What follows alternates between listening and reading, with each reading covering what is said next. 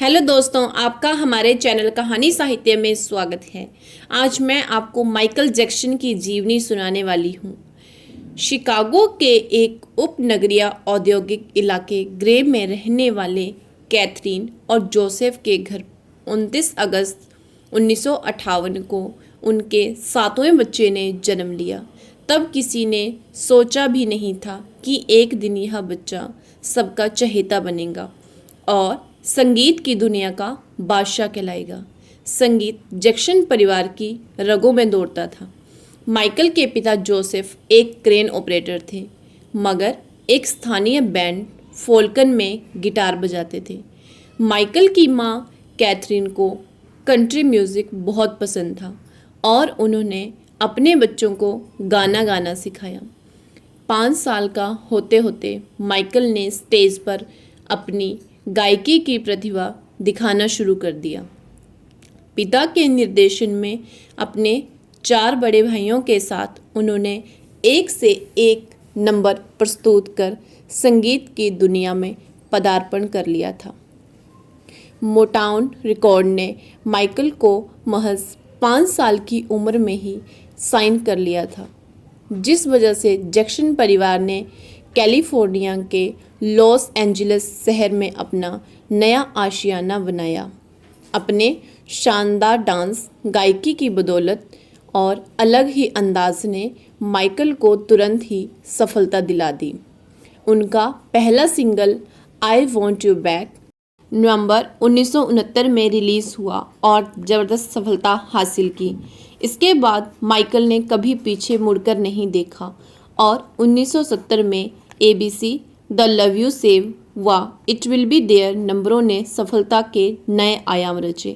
सिर्फ 11 वर्षीय माइकल प्रमुख गायक बन चुका था और भविष्य के सुपरस्टार की झलक उसमें मिलने लगी थी। 1975 में जैक्सन मोटाउन छोड़कर एपिक रिकॉर्ड से जुड़ गए और अपने ग्रुप का नया नाम बदलकर जैक्सन्स कर दिया। एंजॉय योरसेल्फ और शेक योर बॉडी जैसे पॉप नंबरों ने रिकॉर्ड तोड़ सफलता हासिल की। 1979 में माइकल ने एपिक रिकॉर्ड के साथ अपना पहला solo album of the wall निकाला। इसका निर्माण क्विंसी जोन्स ने किया था। Don't stop till you get enough, rock with you जैसे नंबरों से सजे इस एल्बम की 7 मिलियन कॉपी बिकी थी। 1982 में माइकल ने अपना दूसरा सोलो एल्बम थ्रिलर पेश किया, जिसके गानों ने माइकल को सुपरस्टार का दर्जा दे दिया। बिली जीन और बीट इट जैसे सुपरहिट नंबरों ने टॉप चार्ट पर अरसे तक राज किया और थ्रिलर अब तक के सबसे ज़्यादा बिकने वाले एल्बमों में से एक है। 1984 में थ्रिलर को 11 में से 8 ग्रैमी अवार्ड मिले और इसे 20 प्लेटिनम सर्टिफाइड किया गया। इसी साल पेप्सी के एक विज्ञापन के दौरान हुई दुर्घटना में माइकल के सिर के बाल जल गए और उनकी खोपड़ी का कुछ भाग भी झुलस गया। 1987 तक माइकल को किंग ऑफ पॉप की उपाधि से नवाजा गया और उनके तीसरे एल्बम बैड को 4 बार प्लेटिनम सर्टिफिकेट मिला। इसमें माइकल के 5 सिंगल थे। Title track man in the mirror और डर्टी डायना जैसे नंबरों ने फिर से तहलका मचा दिया। 1990 में माइकल ने टेडी राइली के साथ अपना चौथा एल्बम डेंजरस निकाला। इस एल्बम की 20 मिलियन कॉपी बिकी। इसके 11 मिनट के म्यूजिक वीडियो ब्लैक और वाइट जब फोकस नेटवर्क पर दिखाया गया तो चैनल को सबसे ज़्यादा नेशनल रेटिंग मिली थी।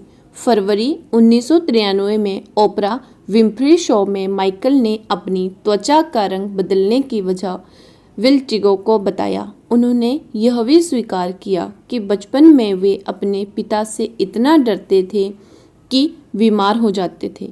इसी साल नवंबर में माइकल को अपने सिर की सर्जरी के दौरान पेन किलर्स की आदत और सिर की शल्यक्रिया के लिए अपने वर्ल्ड टूर को स्थगित करना पड़ा।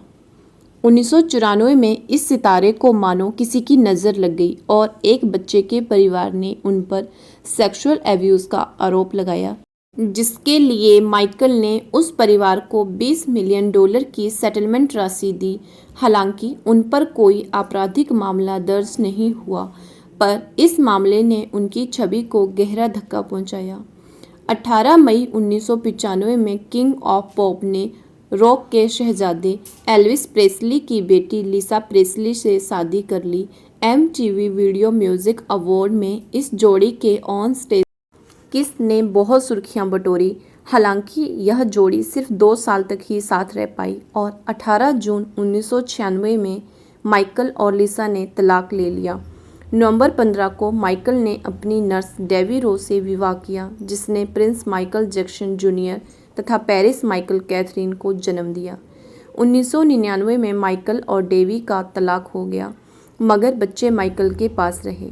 2001 में माइकल को rock and roll hall of fame में सोलो आर्टिस्ट का खिताब मिला, मगर उनका एल्बम इवी सिंबल फ्लॉप साबित हुआ। 2002 में माइकल एक बार फिर आलोचना के घेरे में आ गए जब उन्होंने अपने दूसरे बेटे प्रिंस माइकल को बालकनी से बाहर लटका दिया। हालांकि एक पत्रिका में दिए इंटरव्यू में उन्होंने इसे भयानक गलती माना। फरवरी 2003 में एक बार फिर माइकल की छवि को गहरा धक्का लगा जब ब्रिटिश पत्रकार मार्टिन बशीर कृत documentary living with Michael Jackson का टीवी पर प्रसारण हुआ। माइकल ने इसे खारिज करते हुए बयान दिया कि इसमें सेक्सुअल कुछ भी नहीं है। नवंबर 2003 में माइकल पर चाइल्ड एब्यूज़ के गंभीर आरोप लगे और उन्हें 2 दिन की हिरासत में रहना पड़ा। माइकल जैक्सन आज हमारे बीच नहीं हैं, पर उनकी यादें उनके गीतों के माध्यम से हमेशा इस दुनिया में रहेंगी। दुनिया में बहुत से पॉप स्टार हुए हैं, लेकिन king of pop Michael Jackson ही हैं जिन्होंने अपनी गायकी और डांस से पूरी दुनिया में एक अलग छाप छोड़ी है। वह एक ऐसे स्टार थे जिन्हें आज भी दुनिया के कोने कोने में लोग जानते हैं। 25 जून 2009 को लॉस एंजिल्स में उन्होंने इस दुनिया को अलविदा कह दिया था। महज 50 साल की उम्र में दिल का दौरा पड़ने से उनका निधन हुआ था। उनके निधन की खबर से सभी सकते में गए थे। माइकल जैक्सन का निधन तो 50 साल की उम्र में ही हो गया, लेकिन वो 150 साल तक जीना चाहते थे। इसके लिए उन्होंने 12 डॉक्टर्स की टीम रखी थी जो हमेशा उनके साथ रहती थी। ये टीम नियमित तौर पर उनकी जांच करती थी। इतना ही नहीं, वह ऑक्सीजन बेड पर सोया करते थे और किसी से मिलने से पहले मास्क व दस्ताने लगाना नहीं भूलते थे। उन्होंने योग करने के लिए अपने साथ 15 लोगों की टीम भी रखी हुई थी। यह भी कहा जाता है कि ड्रग के ओवरडोज की वजह से माइकल जैक्सन की मौत हुई थी। माइकल ने खुद को अच्छा दिखने के लिए अपनी कई सर्जरी भी कराई थी। कहीं न कहीं उन सर्जरी को भी उनकी मौत की वजह माना जाता है। माइकल जैक्सन दुनिया में सबसे ज़्यादा अवार्ड जीतने वाले कलाकार हैं। उनके नाम 23 गिनीज वर्ल्ड रिकॉर्ड हैं।